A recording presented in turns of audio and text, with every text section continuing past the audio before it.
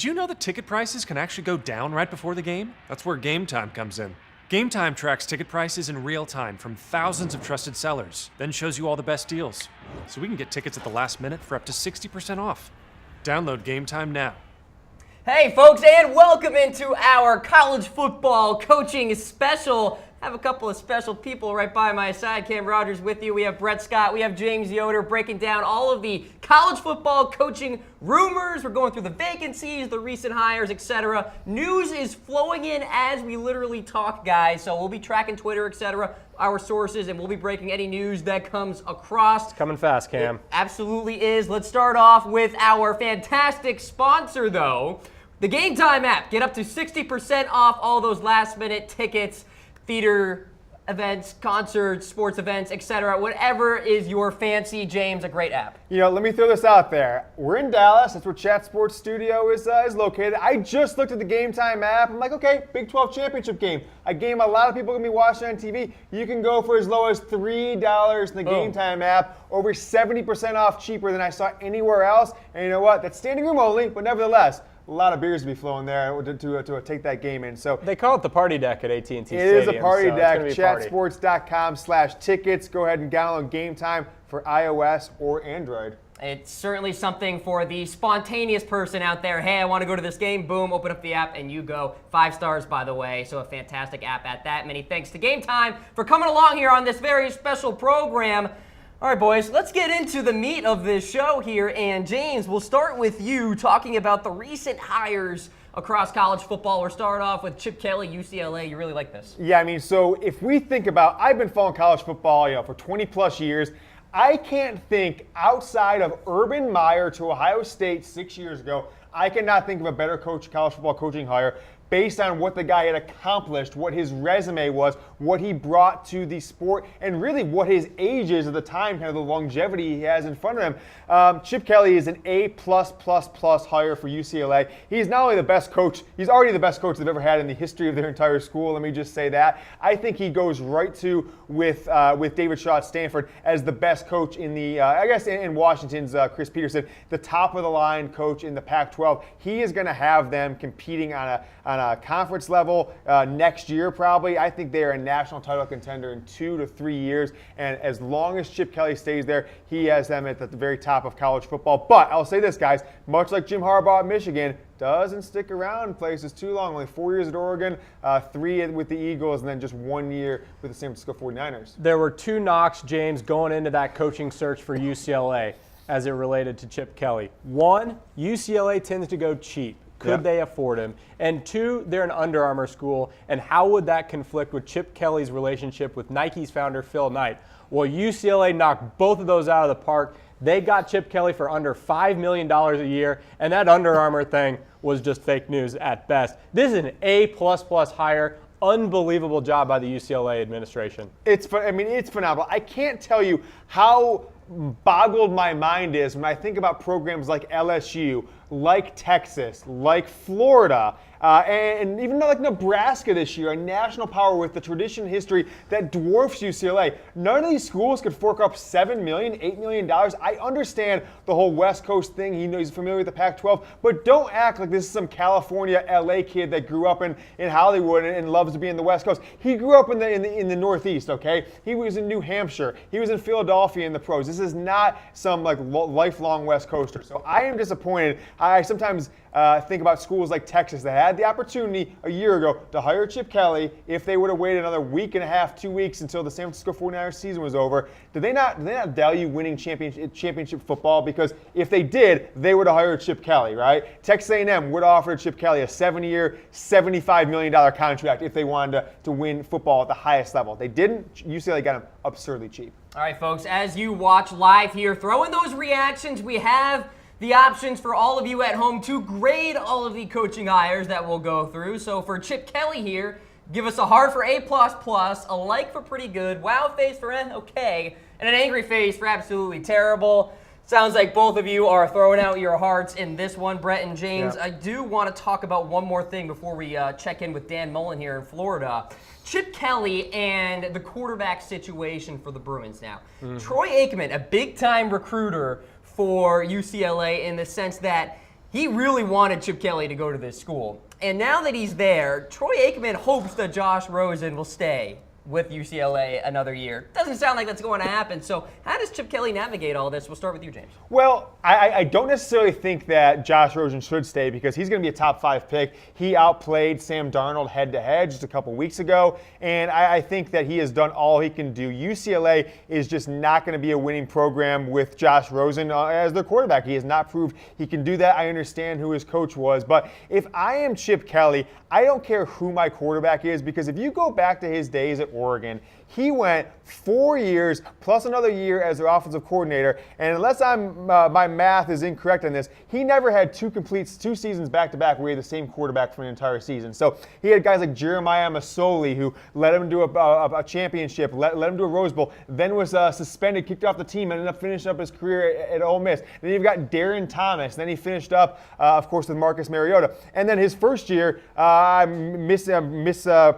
Dennis Dixon, 2007, he came in as offensive coordinator, made Dennis Dixon look like Vince Young. So I don't think it matters who Chip Kelly's quarterback is going to be in college. They just need somebody who can complete 15-yard passes and can run the ball, and they are going to be humming. It's more to me about getting agile offensive linemen and running backs who can catch and kind of get out wide. Fast running backs, smaller guys like they had in Oregon, and of course, like we saw in Philadelphia his first year, when you've got a multitude of running backs who can get outside and make big plays and catch the ball. Chip and the Bruins picked up a big commit today, one of the fastest guys out there on the market. I think for me, when it comes to Josh Rosen, possibly a conflicting style, a little bit more of a pro-style quarterback versus Chip's spread offense. So could be a good fresh start for both. They've got a kid out of Las Vegas, one of the better quarterbacks in the country, maybe the best dual threat coming in this freshman class. He's going to graduate early from Bishop Gorman, one of the best programs in the country. So I don't think that guy's going to start necessarily from day one, but he's got a style of quarterback coming in already.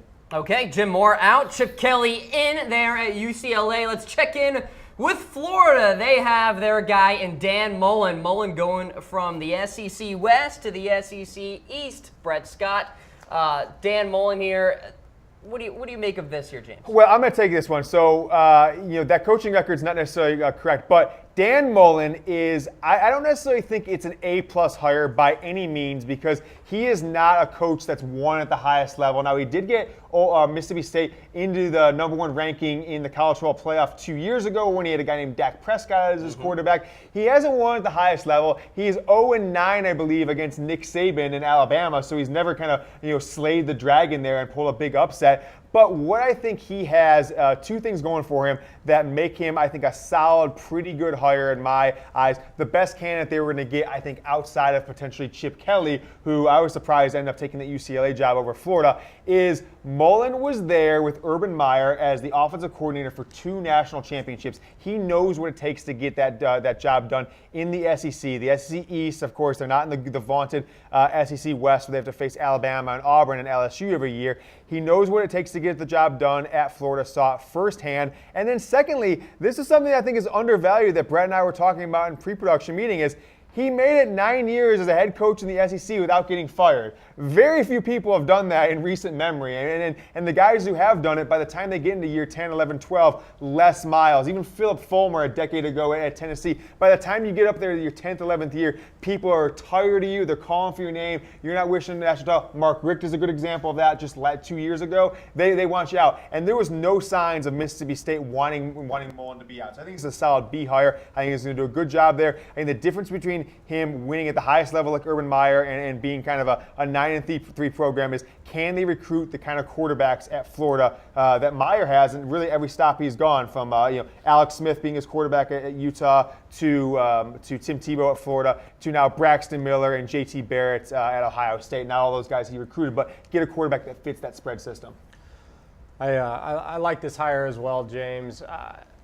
I think what's just so funny about the SEC coaching carousel itself, Dan Mullen, he had an okay record at Mississippi State, but I think where Florida really gets up there into the pretty good or A-plus range here is Dan Mullen's capability in navigating tough situations. And they've got a tough situation in Florida on that offensive side. Dan Mullen can certainly turn that side around. What he did in Starkville was very, very good, and to be there for 9 seasons more or less astounding. So really quick on this one, we broke a story yesterday. Chat Sports' own Jordan Giorgio was able to get some inside access on what Dan Mullen said to the team as his first meeting on Monday. So a few things. He addressed the discipline problems they had the last time he was there. When Urban Meyer was the head coach, he was the offensive coordinator. I mean, guys, let's be frank. They had a multi-murderer on their team, right? Talk about discipline problems amongst dozens of other arrests in the offseason. Is that a technical term? I don't know what it is. It's just one I came up with. And then, of course, the fact that they haven't won championships in, to the level Florida expects in 9 years since they won the national championship in 2008. And then the last one is that they're not going to keep any of the coaching staff. It doesn't sound like. So Dan Mullen is cleaning house at Florida. He's not keeping even the receivers, running backs, which nobody's sticking around. And he's already let a couple people going. An associate athletic director in charge of football operations and a guy in the recruiting staff were already let go today. So Dan Mullen is coming in there, cleaning house of two bad coaching hires back-to-back, guys that didn't work out after 3 years in Muschamp and McElwain, and now he's going to kind of try and implement Urban Meyer light at Florida, bring back the glory days of the 2000s. Well, Dan Mullen sent out a nice little tweet today to Mr. Joe Moorhead, congratulating him for being the new head coach of Mississippi State, saying that Joe will love Stark Vegas as he calls it. So Moorhead bringing his offensive prowess from Penn State on to Mississippi State. And James, we talked about this morning in the Cam Rogers show on how big of a hire this is for the Bulldogs here, because Moorhead is just a fantastic offensive mind. Great offensive mind, has some head coaching experience at Fordham, so he knows how to run a program. It's funny, we go back to Mullen. One thing that I took away when he took the Mississippi State job 9 years ago, he said the first thing he did as a press conference, went to the head coaching job, the head coach's office, sat in the chair and thought to himself, what the hell do I do now? Right? He had never had any head coaching experience prior. Moorhead does have that experience, also was at the highest levels of college football at Penn State the last 2 years. So I think this is a pretty good hire. I think it's between pretty good and okay for me. But if you consider the program that's Mississippi State and think about who they had as their head coaches before Dan Mullen, I think I'm going to go with a pretty good on this one because you got weighted scale. This is historically, Mullen has brought them to heights that they've never really seen as a program before. If you think about where they were prior to 2009, this is basically your Rutgers or your Purdue of a program. If you think about in other conferences, Mississippi State is not a conference is not a school that demands a big head coach, and they're always going to get a coordinator like this. So it's a good hire for them. Yeah, I think this is a good hire too. They get one of the best offensive minds out there. What I'm most impressed about when it comes to Mississippi State and their hiring here is at how efficient their search was, and they went and got their guy nice and quickly. As you maybe compare that to, I don't know, Tennessee. That has been an absolute dumpster fire. Oh, we might have a live look in on that later in the show. Arizona State, which seems to be going very strangely. And then Arkansas, which we'll talk about here in just a little bit, has two search firms inside the school now looking for an AD and a head football coach.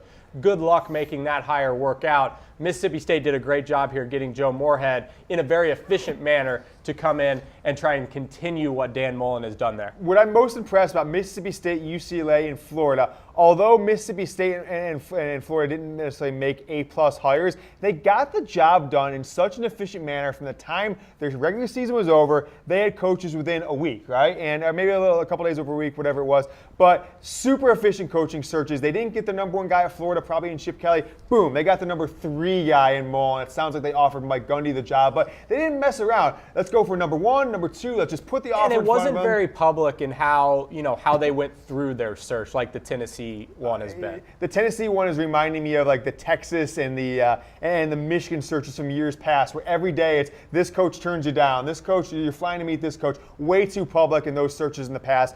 These 3 schools got it done in a pretty efficient manner. I applaud them for that. Okay, Joe Moorhead now heading to Starkville as the head coach for Mississippi State. Let's check in with another hire here. And Matt Luke, Ole Miss head coach, he will remain as that head coach. He was the interim coach after a prior firing there. And so you have Ole Miss winning the Egg Bowl, James. I think that's something that you can kind of finish off with to have some nice positive thoughts. And it looks like Luke is there to stay. Yeah, so what his biggest I guess, opponent is going to be right now. It's not necessarily whether they're not going to be in a bowl. Obviously, they have a self-imposed bowl ban this year, but he's going to keep some continuity. But what he is facing right now is they should find out in the next 2 or 3 weeks whether they're not going to hit with major additional sanctions, scholarship losses, bowl ban behind this year. And if that happens, or even if it doesn't happen, they have some major, one thing Hugh Freeze did well, and certainly not keeping things on the up and up there, but what do you think he did well is recruit at the highest level Mississippi has ever seen. And they have guys like Shea Patterson, who was the #1 quarterback 2 years ago, who was starting for them for half the season and got hurt. They've got a guy like Greg Little, who could be a top 5 pick in the draft a year from now in 2019, the best offensive lineman out of the sophomore class, the recruiting class 2 years ago, and a bunch of other guys that if they put on sanctions, they could have the opportunity to transfer and not have to sit out the NCAA grants them a waiver. If they lose players like Penn State did 6 years ago after the whole Paterno-Sandusky scandal, it could take him a long time to get that program back to where it was in top-level bowl games just a couple years ago. Yeah, Matt Luke named full-time replacement after a 6-6 season. Hugh Freeze, of course, fired after a, quote, concerning pattern of misconduct. It is pretty generally accepted that Mississippi thinks that some sanctions are coming down in making this hire. I'm giving it an okay. Yeah, okay. Maybe not much more they could do. Yeah. Shoulder shrug there. Matt Luke with Ole Miss. And finally, this news broke today. Jonathan Smith, has accepted an offer. He will be the head coach for Oregon State. Previously the offensive coordinator, co-offensive coordinator there for Washington, James. And, it's not going to break many headlines, but it's notable. It's kind of similar to the coaching hire at Mississippi State. It's a offensive coordinator from a program that's had a lot of success in the last few years. And, he unlike Moorhead, he has got to learn from an innovative offensive mind in Chris Peterson, one of the most innovative offensive minds in all of college football. And correct me if I'm wrong, because I'm not super familiar with Smith. Maybe I'll get Lena, because I saw her tweeting on it, our producer, a thumbs up. I think he was the quarterback at Oregon State, am I right? When they had maybe their biggest win in history, 2001. Correct. They waxed Notre Dame all over the field, something like 42-10 in the Fiesta Bowl. In the Fiesta Bowl. Yep. That was one of their biggest wins. That was kind of put that program really on the map. Maybe the best win they've ever had in their program's history. So yeah, former Beavers QB, 98-01 under Dennis Erickson, Washington offensive coordinator. And what he's got to do, guys, one more thing is he has got to institute what they used to do under Riley back in the 90s and early 2000s that they have shied away from, is getting top-tier junior college talent, right, to come in, one or two. I mean, just think about guys like Chad Johnson, Ocho Cinco, and Mohamed Sanu, I believe. Yeah. These are guys who came in for 1 or 2 years at Oregon State, were all Pac-12 level players, and went on to the NFL, but instant impact guys. If he can do that, they can get back, in at least respectable football in a year or two. If not, they're going to be looking at 2-10 records. I think this hire gets Oregon State back on the right track. They really got off track in the Gary Anderson years here. Such a weird turn of events. A, Nebraska hires Mike Riley. That was weird off the bat. Yeah. And then B, Gary Anderson leaves Wisconsin to go to Oregon State. And then C, Gary Anderson just up and quits mid-season. It's been really weird up in Corvallis. And so getting Jonathan Smith in, a Beaver himself, could get them back on the right track to being respectable in the Pac-12 North. Yep, absolutely. All right, folks, so those are the notable hirings so far across college football. We want you weighing in. We're completely live here on this college football coaching special on Chat Sports. What's the best hiring so far? You got Chip Kelly, Dan Mullen, Joe Moorhead, Matt Luke as our options. Heart for Kelly, like for Mullen, wow face for Moorhead, laughing face for Luke. I'll turn to you. Brett, where are you going? It's easy. It's Chip Kelly. Mr. Yoder? It's not even a conversation. Yeah. It's Chip Kelly. I think you put him up against the coaches, the hires made in the last 15 years, and it could be Chip Kelly based on what he had done prior to this job. Maybe only Urban Meyer, in my opinion, was more coveted coming into a role of any coach I could think of in recent college football. All right, folks, throw in those reactions. As I said, we're completely live. We'll be tracking them throughout the program here as we bring you back on screen. Cam Rogers with you on this Chat Sports College Football Coaching Special. And we have James Yoder here and Brett Scott alongside to break down all the latest buzz and news surrounding the coaching searches. So we got through the hires here. So, Brett, I'll turn to you as we kick off some of the latest buzz that's circling now with all the vacancies. Yeah, I mean, it's been coming hot and heavy over the last couple of days. Tennessee seems to just come up with new storylines on a daily basis. James, turn your phone off. I can't believe it. Let's start here. Hold on, guys. Sources. Wait a second. All right. I put my ring around for a reason. If we got the opportunity, it sounds like, I just got a text, sources confirm, John Currie, Tennessee's athletic director, is at the podium. Let's go live look in. This is Tennessee's coaching search. John Currie, take it away. Wow. Folks, this is a live look in at the Tennessee administration. This is their coaching search one time. And then, we've got another clip coming up here. Here's the entire coaching search in one graphic right here. Brett, Cam, they are a dumpster fire. That wasn't an alarm going off. That was Tennessee's athletic department telling me, hey, we've got some cameras showing you what's going on in our school right now, because frankly, it's a disaster. It is the most ridiculous thing I've ever seen in my life. You've got Tennessee insiders contradicting each other, talking trash to each other right now, and saying, hey, I've talked to somebody in Tennessee. You're lying. No, you're lying. It's ridiculous at this point. So Tennessee, a dumpster fire. It's the dog in the room meme with the fire around him. This is fine. This is fine. No, this is fine. That's great. Well, we're going to start with Texas A&M, where, a little bit of a dumpster fire at times itself, but Texas A&M owes Kevin Sumlin $10.4 million within the next 60 days. It's not a 6-year buyout. It is a 2-month, 60-day buyout. So a lot of money going to Kevin Sumlin for his firing, but it sure seems like Texas A&M is set to get their guy in Jimbo Fisher. Florida State's Jimbo Fisher looks to be set to move from Tallahassee to College Station. Reports do indicate that Fisher to A&M is a done deal after negotiations have stalled between Fisher and Florida State. Fisher asked Florida State for a reported $60 million upgrade in facilities, and Florida State does not look like that's going to happen. There have been reports as of Sunday that it was a done deal and that there was going to be a press conference. That is obviously not taking place. Of course, I think the reason being Florida State does still have one game to play. They have a makeup game after the Hurricane canceled a couple of games. With that one game, they can get themselves bowl eligible. Not a good season in Tallahassee, but Jimbo Fisher appears like he is headed to Texas A&M. James, there is some personal issues at play that may be one of the biggest factors in this. Well, so he got divorced. He's got young kids, one of them who is a medical condition. Apparently, the medical facilities in and around Tallahassee aren't up to par with what they need. So there's likely some travel involved to get him the right coverage. But, within driving distance of Texas A&M is the hospital in Houston that has some of the best facilities in the country and doctors for the illness that his son has. So that might be like pulling at your heartstrings of, hey, I'm going to get my family the right care, whatever it is.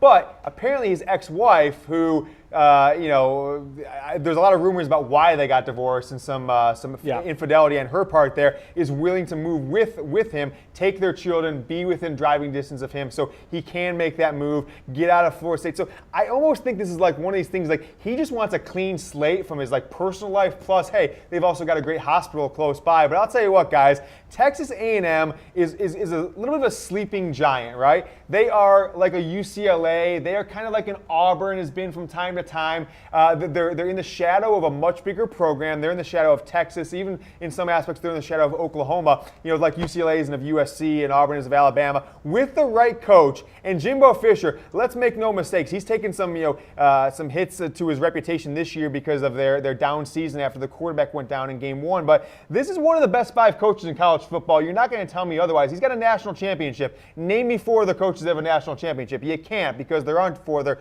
current coaches with national championships. He's got a Heisman Trophy winner. He's won a national title. He's been to the playoff too. So this is just a rock star. This will be an A++ hire on the level, in my opinion, of Chip Kelly. Texas A&M is on the come up, guys. This is a phenomenal hire. I cannot tell you how surprised I am if this actually happens, that Jimbo Fisher is going to leave and go to Texas A&M. When you think about Jimbo Fisher and the rumors surrounding him going to A&M, you wonder, well, what is he getting out of that, going from one big program to another? And James talking about the personal matters makes a lot of sense. We do want the folks at home to weigh in on this. Is Texas A&M a better location, a better job, a better opportunity for Fisher than Florida State as we stand right now? Florida State, Brett, obviously a school that is struggling.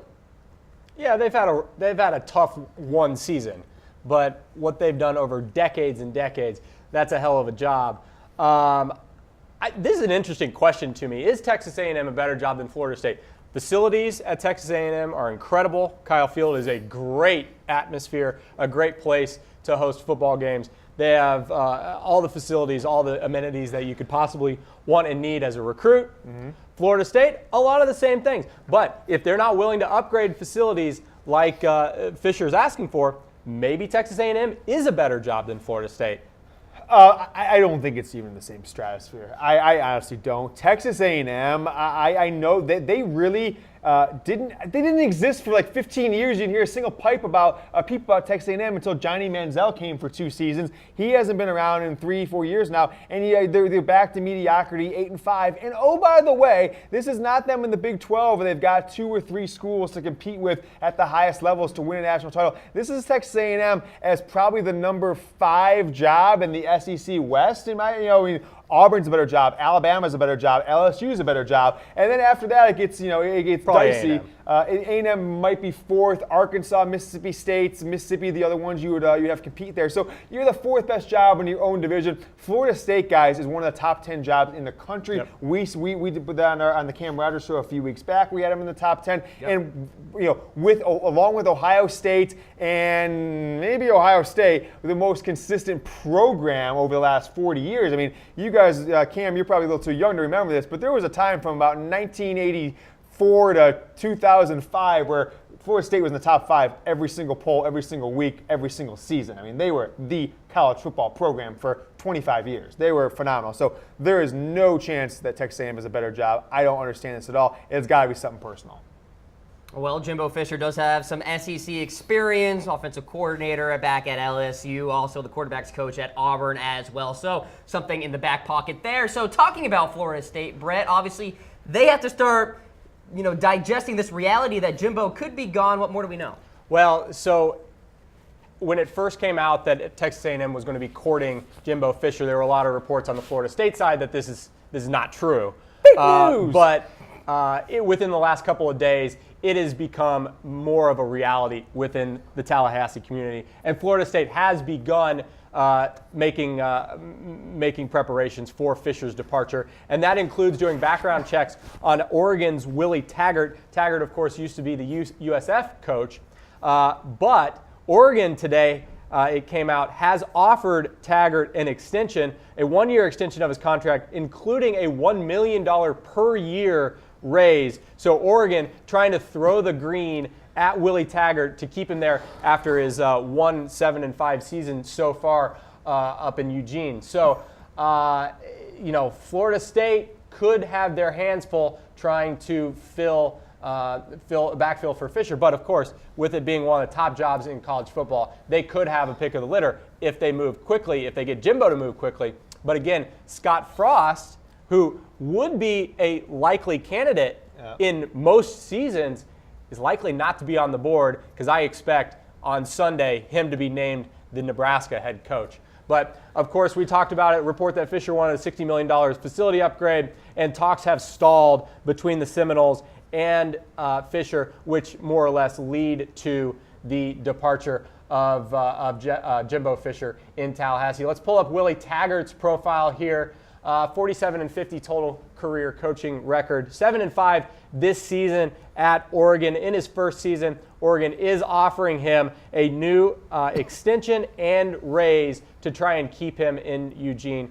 James, what more can you tell us about Willie Taggart? Well, he is often referred to as the third Harbaugh brother. So a little backstory why that is Jim Harbaugh used to moonlight as the recruiting coordinator at Western Kentucky while he was an NFL player, right? And the first player he got to commit to him was one Willie Taggart out of the state of Florida as a quarterback. Came up to Western Kentucky, played under Jim's dad, and him and John and Jim and even their father, Jack Harbaugh, had been like best of pals for 20-ish years now, going back to the 90s. And so, that's the why behind it. Now, Taggart runs a different. He ran the Harbaugh kind of smash mouth offense for a while, but changed that up when they weren't having the success that they needed to have at USF, and running a much more high up tempo offense. Kind of ditched his philosophy, his foundation as an offensive coach when he kind of got into year 2 at USF, and has continued that at Oregon. But I'll say this: no offense to Willie Taggart, I think he's on the right track at Oregon. He's really had some spectacular games. Was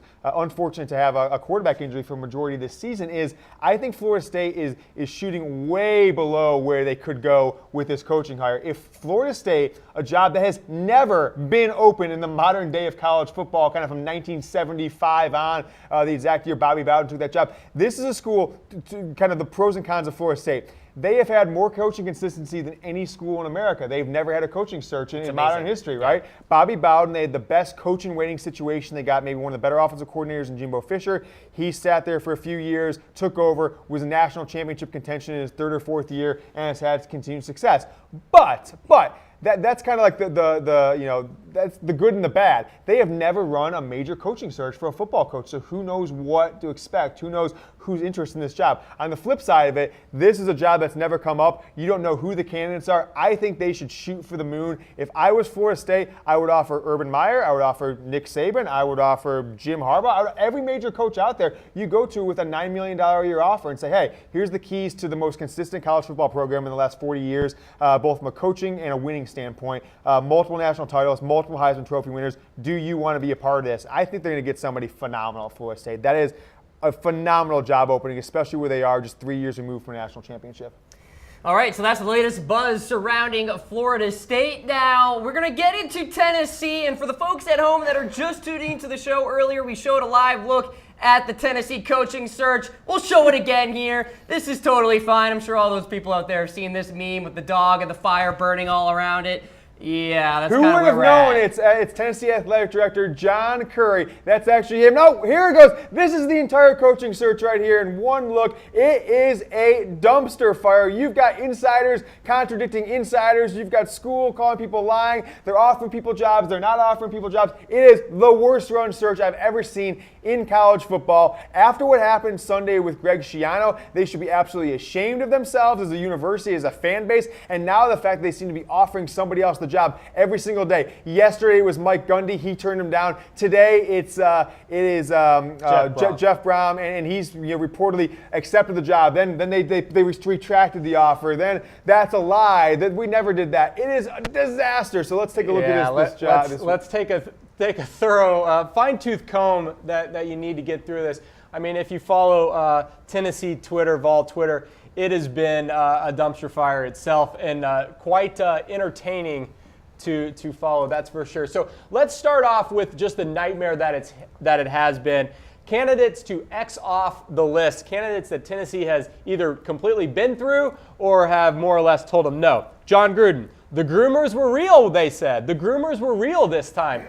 The groomers weren't real. More or less, I think John Gruden is sitting there trying to get a little leverage on his current employer, who may or may not have Monday Night Football in a few years. Greg Schiano, oh my God. I mean, have you seen anything like that before? It's borderline unbelievable. You've got two similar circumstances where a guy took a job and was canned within a few days, weeks. So you've got George O'Leary at Notre Dame back in 2002 from Georgia Tech, fudging his resume, I guess, and putting a master's degree, and he didn't actually get it. And then you've got Mike Price at Washington State taking the Alabama job, and then it comes to out that he was maybe, I can't remember, was using a credit card, but anyways, he was spotted in a strip club in and around the time he took the job. Yeah. They pulled that job offer. But this is something completely different. This is completely new as well. This is a fan revolt. This is a fan revolt. I just don't understand why you offer Schiano the job. You know he's not anyone's number one candidate. If you're going to put your name, your first big hire as athletic director, John Currie coming over from Brett's alma mater, Kansas State,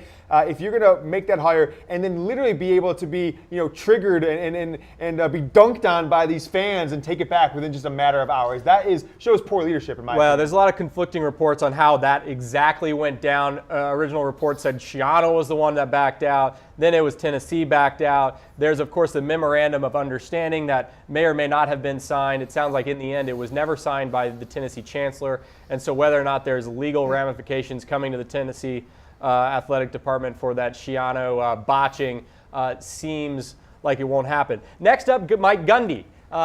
Mike Gundy got offered $7 million a year. Would have made him the fourth behind highest Harbaugh, paid. Saban, and Urban Meyer. That's crazy. So you're going to go offer Mike Gundy $7 million a year, which apparently you had the money to do, but you're not going to do that. You're not going to do that before you offer someone like Greg Schiano, which nobody else is going after. And then, of course, within the last day, a bunch of other people have declined interviews. Supposedly, David Cutcliffe at Duke, Jim Bob Cooter, the Lions offensive coordinator. And then now, after you get rid of those 5 people, there are a bunch of new candidates in play. And so let's take through all of these new candidates. Chad Morris, SMU's head coach, report that he did interview yesterday, conflicting reports saying that didn't happen. Jeff Brohm, that's the latest one today, where the dumpster fire, we might need to go look at the live look-in once again, because the dumpster fire struck new levels with Jeff Brohm. Reports, they had a deal in place to hire. Another report, no, they didn't. Another report, Curry had offered a deal to Brohm. The chancellor, when Curry went to sign off on it, said no. Curry had to go back with a lower offer to Brohm. Brohm said no. That's the latest report out of one Clay Travis, which has been refuted by Tennessee already. So you can see how fast it's moving for Tennessee. Then, former Tennessee quarterback T. Martin seems to still be in play. I don't know why he hadn't been more in play until now.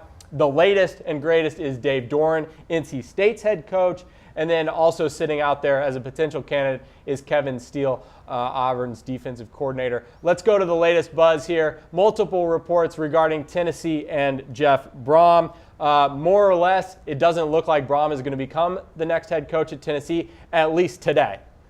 Yeah. Maybe it'll happen tomorrow. Who knows? Of course, yesterday, Mike Gundy spurned a 6-year, $42 million offer, which would have made him the 4th highest paid head coach in college football. Next, Lane Kiffin. Well, a lot of Vol Nation wants Lane Kiffin back in the seat there. Of course, Lane Kiffin's first go-around with Tennessee wasn't all that successful, but it seems like history just wants to repeat itself. I'm not sure. He did say today on Outkick that he had not been contacted by Tennessee, so it doesn't seem like Lane Kiffin is actually a candidate. As it relates back to Greg Schiano, the memorandum of understanding with Schiano was for $4.5 million a year over 6 years. So again, nothing near the $7 million that they offered to Mike Gundy. And then if you want to throw out other candidates that are being discussed, even Mike Leach is sitting there. But report from, I believe, Bruce Feldman today, Mike Leach, his current lawsuit with Texas Tech still pending, has turned Curry and co. off on that. So, James, Cam, in the end, who is Tennessee going to hire? Because it could be laughy face Brady Hoke. Well, so that would be the ultimate of the dumpster fire, right? That would be amazing, just to say the least. But let's talk a little about some of these candidates. Talk about an uninspiring list. And a name we didn't talk about, which I think was the only candidate that they can get that would get me excited if I was a Tennessee fan, is Mike Norvell at Memphis, right? He's a local guy. He's in the state of Tennessee already. He's got an innovative offense. Go ahead. It's weird. Norvell has not been linked to this job hardly at all. That's crazy. I mean, I don't get it at all. And he's probably going to end up somewhere else, maybe even in the SEC. I don't know exactly where, maybe Arkansas job, who knows. But so talk about David Cutcliffe. Oh, that'd be a great option. So David Cutcliffe is almost 64 years old. He is less than a year younger than Les Miles. He's like 2 years younger than Mac Brown. He's a year younger than Nick Saban. I mean, why would you hire a 64-year-old coach to be your head coach to come over there? That doesn't make a lot of sense. And a guy who has not had any level of massive success. I know he's got history as the offensive coordinator there. And then you talk about guys like Jeff Brohm. Okay, cool. He's a 500 coach as a head coach. Let's talk about Chad Morris, also a 500 coach. So where's the inspiring hire? If you're going to swing and miss so hard with Greg Schiano and lose all credibility with your fan base, why are you going to kind of make a half-hearted effort with some big money to Mike Gundy, who's already coaching at his alma mater? That's not very likely. Why not go after somebody? This is a lackluster group of candidates. And I'll tell you what Tennessee's going to be? They're going to be 6-6 in perpetuity, because whoever they get, unless somehow somebody comes out of nowhere and takes this job that's inspiring to the fan base, people are going to be more mad about this second hire than they were about the potential Schiano hire, and they are just on a path to mediocrity. I mean, Derek Dooley, Butch Jones, and now this. Tennessee fan base certainly wants to be stuck in the 90s, but their coaching searches certainly have not indicated that that's a program still at the level that it was in the 90s. It has just been a complete and utter disappointment. One more thing, man. Think about even Lane Kiffin. I mean, he was like 34 years old and was fired middle way through his second season as a losing coach with the Oakland Raiders. So it's not like Lane Kiffin 10 years ago was any better than any of these candidates. I know he's kind of come up in the world. He's got his Alabama resume of 3 straight years as their offensive coordinator, multiple playoff appearances, a national title. But, you know, 3 straight hires, including Kiffin, they have just swung and missed, complete strikeouts, and you know they're getting a little bit what they deserve. They forced out Philip Fulmer, they're probably their best coach ever, and look what's happening now. And you never know what you have in college football until you don't have, and you're like, oh crap, that guy's pretty good. The grass is always greener. Yeah. All right, that's the latest buzz, folks, surrounding the Tennessee Volunteers, and I'm sure it will continue to grow as we go throughout the day. Heck, the matter of seconds. How could it not? So we'll keep refreshing over here because it's been fun. We'll be refreshing Clay Travis, of course, as we remind you we are presented by the Game Time app. Get up to 60% off all those last-minute concert tickets, theater tickets, sports tickets, and so much more. Head on to chatsports.com/tickets, or go ahead and download the app right now. Download it right next to our Chat Sports app, the perfect pairing, James. Yeah, I'll tell you what. The best way to use Game Time is this. This is a little insider tip. You go to the game, you tailgate, you do whatever you want. Just make sure you've got cell phone coverage. You pull up Game Time 10 minutes before the game. Prices drop. The people trying to sell them, they freak out. They don't want to eat the tickets. Prices drop 60%. You get into a game. Yes, the guy already pays. You're like, oh, man, I paid less than half what you paid for. That's the best feeling when you go in a game. Pay 60% less than the guy sitting next to you. So GameTime.co or chatsports.com/tickets to get it for iOS or Android. All right, many thanks to Game Time for coming along here in our college football coaching special on Chat Sports. Chugging along here, Brett Scott, with our latest buzz. Let's go to Lincoln. Let's go to Lincoln, and all noise centers around one name and one name only, and that is Scott Frost, the UCF head coach, former Oregon offensive coordinator, and former Nebraska quarterback. Scott Frost coming home, baby. Well, I'll tell you what I think about this position. One, I think people were crazy all along when they said, oh, he's of course going to take the Florida job, or he might take Tennessee, he might take this job, that job. If Nebraska was going to come open, which of course it did because Mike Riley was a complete disaster as a head coach there, then you knew Scott Frost was going to be their top candidate, maybe their only candidate, and that's the case. But I want to throw this idea, and this is not something we prep for, just something I'm thinking about this entire show. If I'm Florida State and you've got Scott Frost right across the state, at undefeated season, turn that program, maybe the best turnaround we've seen from defeated 0-12 to undefeated in a 2-year time frame. Do you let Jimbo Fisher, I'm going to throw this out here really quick for discussion. Do you let Jimbo Fisher coach this weekend in their final game against a really average team? I can't remember who they're playing, UL, Monroe, whatever it is. Do you let him coach the job if you think the game, if you think he's going, and you lose your window of 3 or 4 days right now where you could jump ahead of Nebraska, get the opportunity to be the first guy to put a piece of paper in front of Scott Frost. If I am the athletic director at Florida State, I walk into Jimbo Fisher's office right now and say, Jimbo, you have 60 minutes to sign this, which says you owe us $50 million if you take a job. If you leave this, I'm serious, if you leave this job before next season, you owe us $50 million if you take the Texas A&M job.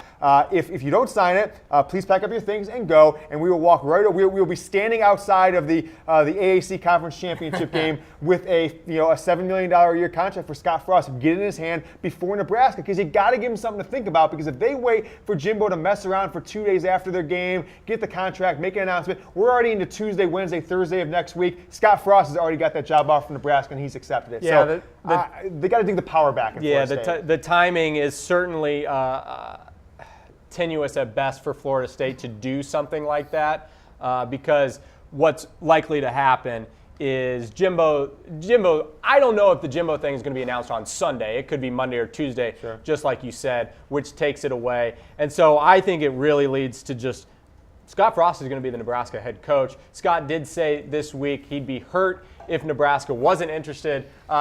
Let's be honest, Nebraska's very interested. They're being patient with it. There's no other noise. There was a little bit of noise regarding Iowa State head coach Matt Campbell and whether or not he interviewed for the job in Lincoln, but Matt Campbell and Iowa State took that into their own hands when Campbell signed a new deal with Iowa State to stay in Ames. I think it's very simple. I think Scott Frost is going to be the next Nebraska head coach, but I'm with you. If Florida State's going to make a play, they better do it very, very quickly. And what they don't have the advantage of the back channels like Nebraska is. I mean, Tom Osborne, his coach, he was the athletic director there for a while. You don't think he's texting with Scott Frost? You don't think they're in communication? Absolutely they are. There's already reports that Tom Osborne has said, come home, baby. I mean, Chris Fowler from ESPN, the longtime College Game Day host, he tweeted out late last week that it's been a done deal for a while. One thing, just to say about this, Scott Frost, he came up at Oregon, was the wide receivers coach under Chip Kelly, was moved to offensive coordinator and took him to a national championship game as OC when they lost to Ohio State in 2014. Goes over to UCF, turns him around this fast. He reminds me of guys. I think he's the best coach to come out of the Group of Five as a head coaching candidate since Urban Meyer from Utah, which was not in the Pac-12 yet in 2004, coming to Florida. He reminds me of a combination of Urban Meyer on the offensive and like the game planning style with Jim Harbaugh with the attitude, the tough guy mentality. He puts on the pads still and runs scout team for UCF when they were playing a team that runs the option. That's awesome. That's phenomenal as a coach. He's going to be able to recruit. He's going to plant his flag in Florida where he's made inroads for the last 2 years, and then he's going to invade Texas. You tell you what, Nebraska is going to be a force to be reckoned with in the state of Texas when it comes to recruiting because of the energy that Scott Frost is going to bring to this program. Yeah, Nebraska really needs that reinvigoration. The Big Ten West is there for the taking, and Nebraska could be a much bigger power since that move than they have been. Scott Frost could certainly be that guy to do so. Just think about the coaching hires the Big Ten would have made in the past 4 years. They get Urban Meyer 6 years ago, but they get Jim Harbaugh 3 years ago. They get Paul Chryst at Wisconsin, who's number 3 in the country. They get James Franklin at Penn State, and now if they get Jeff Brohm, if he hasn't done that well, Brown. But now if they get Scott Frost, think about on the flip side, the SEC. They get an SEC retread in Dan Mullen, and then who's Tennessee getting? Who'd Ole Miss get? Who's Arkansas getting? The Big Ten has flipped the power structure in the SEC. They are, without question, the place to be for elite coaching in college football right now. Okay, that's the latest surrounding the Cornhuskers of Nebraska. You spoke about the SEC there, James. Let's take things to Arkansas, the Razorbacks firing Brett Bielema. That was a stale situation. He was there for quite some time. And so now the search is on, and Brett, you have some information about this. I think a lot of people are trying to do the whole hold my beer meme on which coaching search can be the worst of the coaching searches. Arkansas is certainly up there. Obviously, Tennessee is winning that battle. But Arkansas does not currently have an athletic director. So they have now hired search firms to help with both their athletic director search as well as the coaching hire as well. And here's what's happening. It's been a very disorganized search so far. You've got boosters in Fayetteville calling potential coaches, and those potential coaches hadn't heard from anybody within the actual athletic department so far. So Arkansas, whether and when they get their act together, is going to be interesting. As of now, some in Fayetteville believe that the Gus Bus, Gus Malzahn, Auburn's head coach, is in play. And of course, that will depend a little bit upon their schedule. If Auburn were to win this weekend in the SEC championship game, they will play for the college football playoff, which probably takes Gus Malzahn off the table.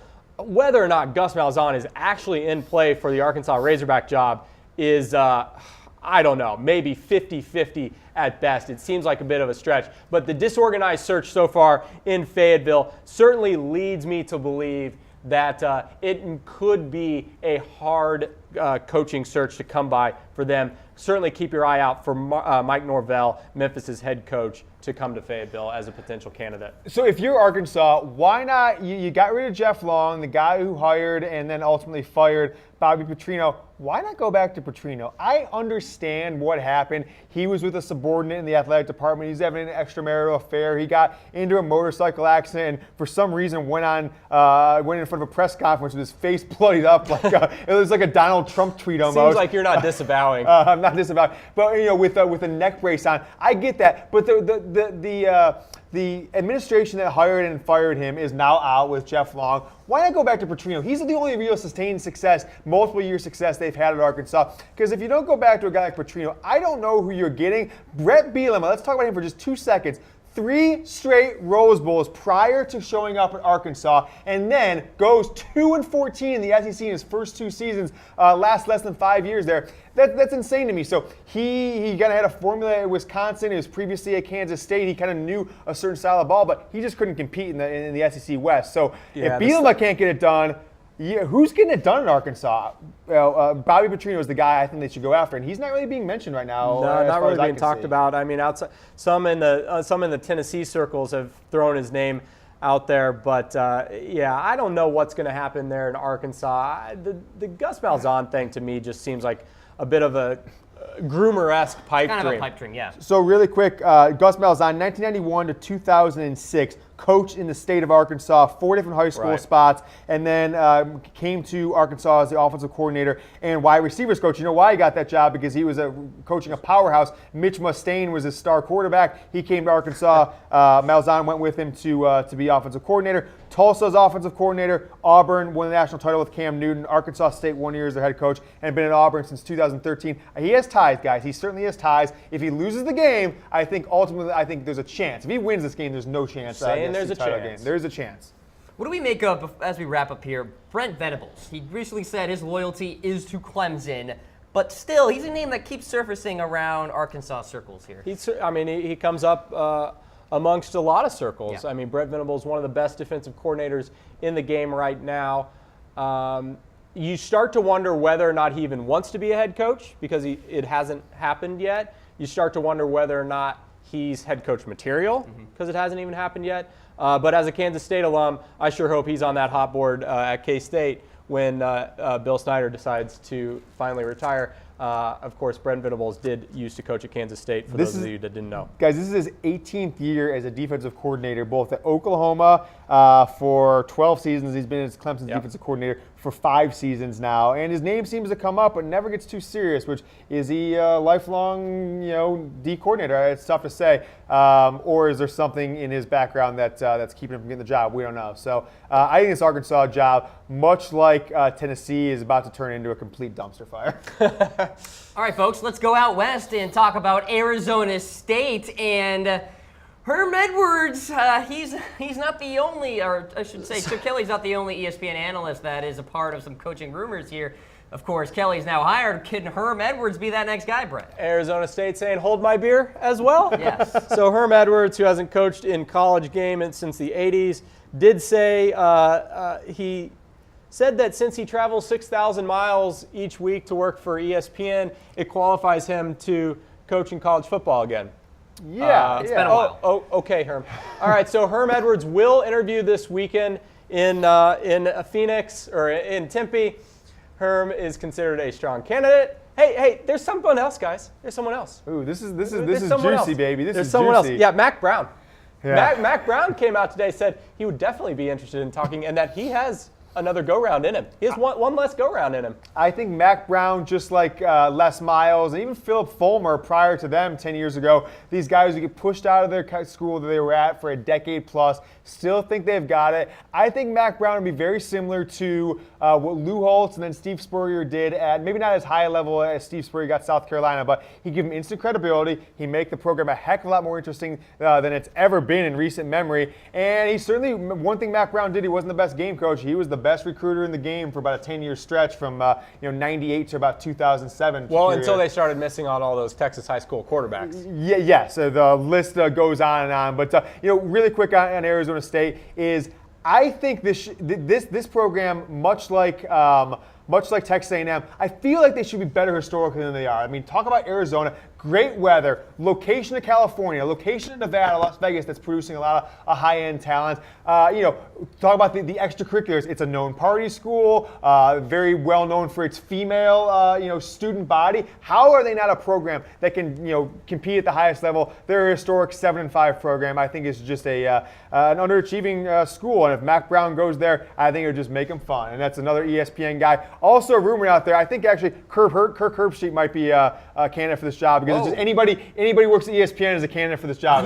Speaking of random rumors, we're going to look back in on that Tennessee coaching search. One thing we didn't mention, guys, and this is how much of a dumpster fire that Tennessee coaching search really is. Oh, here we go. Oh, there it is. One other rumor came out that Jason Witten, the current Cowboys tight end, was going to quit mid-season and come coach the Vols. So where did that come from? Oh, made up by one independent sports radio personality. Per source. Who seems to have sources on everything that he continues to get wrong left and right on this whole Tennessee coaching situation, which I think everybody's check in one done. more time here and see if anything new has come up. Live looking with John Curry. John, it is not going well for you at Tennessee. The entire program is a dumpster fire at this point.